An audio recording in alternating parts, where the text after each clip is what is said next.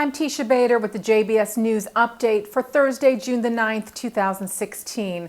The first of 4 funerals for the victims of last night's terror attack in Tel Aviv was held this evening in Israel.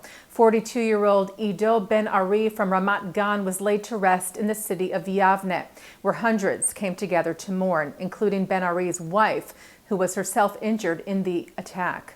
Funerals for 39-year-old Ilana Naveh from Tel Aviv and 32-year-old Mila Mishayev from Rishon LeZion were said to be taking place tomorrow. And details were not yet available regarding the funeral of 4th victim, 58-year-old Michael Feig from Ramat Gan. The 4 Israelis were killed last night when 2 Palestinian terrorists opened fire inside a restaurant in the Sarona shopping complex in central Tel Aviv. 16 others were injured in the attack. 3 of them remain in intensive care. This morning, the Hamas terror group said that the 2 gunmen were members of their organization.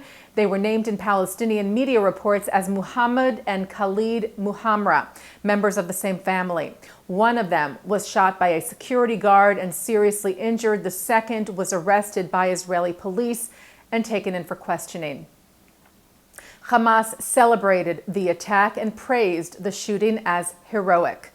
A Hamas media outlet tweeted a photo of a traditional Palestinian Ramadan treat, the holy Muslim month that began this week, being stuffed with a bullet with the caption, "Tel Aviv Operation."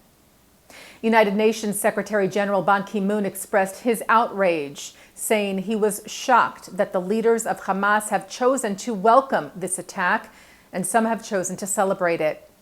The U.S. State Department condemned the attack strongly, saying these cowardly attacks against innocent civilians can never be justified. Israeli Prime Minister Benjamin Netanyahu visited the scene of the terror attack last night and said that he discussed a series of offensive and defensive steps in response. Netanyahu said, "This is a challenge and we shall meet it. We will act decisively and intelligently." The Prime Minister led an emergency security cabinet meeting in Tel Aviv today to address this latest deadly terror. The Palestinian Authority, meanwhile, released a general statement condemning terror but not directly mentioning the Tel Aviv shooting. The Office of Palestinian Authority President Mahmoud Abbas said it reaffirms its rejection of all operations that target civilians from any background, regardless of the justifications, adding that achieving a just peace and creating a positive climate is what will contribute to removing the causes of tension and violence in the region. We will have more on the deadly Tel Aviv attack coming up right after this newscast tonight at 6:30, when Mark Gallup will be joined by former Deputy Foreign Minister of Israel, Dani Ayalon, on tonight's In the News.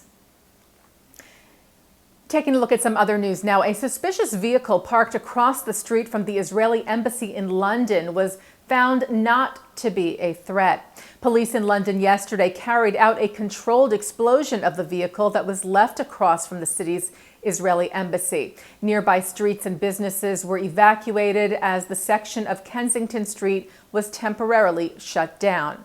It was later determined that the vehicle did not contain any explosives, as was suspected. A leadership delegation of the American Jewish Committee concluded a 2-day visit to Stockholm this week. The visit included the delegation meeting with Swedish Prime Minister Stefan Löfven and Foreign Minister Margot Wallström, as well as meetings with the U.S. and Israeli ambassadors to Sweden. The meetings focused on several issues, including Sweden's efforts to combat the threat of anti-Semitism and address security challenges affecting its Jewish community. Also, Swedish-Israeli bilateral ties were discussed, and concern was raised over Sweden's approach to Israeli-Palestinian issues, including Sweden's decision in the fall of 2014 to recognize a Palestinian state. AJC CEO David Harris said Sweden has a distinguished tradition of seeking to advance peaceful conflict resolution around the world. Respectfully, he said, we hope it will give further consideration to how best to contribute to that worthy goal in the Israeli-Palestinian arena, beginning with a more balanced approach. The Vatican announced today that Pope Francis will visit Auschwitz-Birkenau during a visit to Poland next month. The pontiff is set to visit the Nazi death camp on July the 29th. The visit will take place during Francis's trip to Krakow for an international gathering of Catholic youth. He will be in Poland from July the 27th through the 31st. And staying with Krakow, the city held its 6th annual Night of Synagogues this past weekend. The 7 synagogues in Krakow's historic Jewish district of Kazimierz opened their doors for the one-night mini-festival promoting Jewish awareness and displaying Jewish pride. Performers included Jewish-American rapper Kosha Dills, who entertained the audience at the Temple Synagogue in the city. The event was organized by the JDC, the Joint Distribution Committee, the Krakow Jewish Community Center, and the Krakow Jewish Religious Community. And taking a look now at our programming for tonight on JBS for Thursday, June the 9th. At 7:30, coverage of the recent Bridges Not Boycotts conference at the United Nations. Then at 9, Mark Golub sits down with the late Rabbi David Hartman on L'chaim, and at 9:30, Mark sits down with Dr. Norman Cohen. And again, coming up right after this newscast tonight, a special In the News, where Mark is joined by former Deputy Foreign Minister Dani Ayalon, who responds to the deadly terror attack that took place in Tel Aviv last night that left 4 Israelis dead and more than a dozen injured. And that's the JBS News Update for Thursday, June the 9th, 2016. I'm Teisha Bader.